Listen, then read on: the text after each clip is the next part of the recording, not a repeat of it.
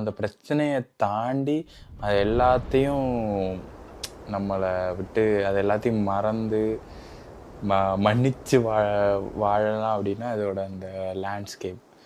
நீங்கள் யாராவது மூவ் பண்ணணும்னு நினச்சிங்கன்னா கண்டிப்பாக வாங்க. It's worth a try.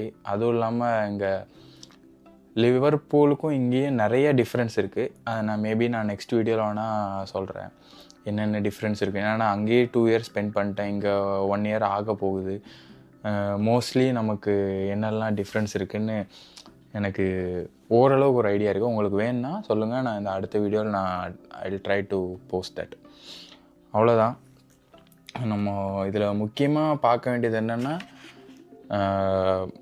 நீங்கள் உங்களால் வெதர் தாங்க முடியாதுன்னா நீங்கள் அதை விட்டுருங்க, இந்த ஐடியாவை விட்டுருங்க, ஸ்காட்லாண்ட் வர்றதே விட்டுருங்க.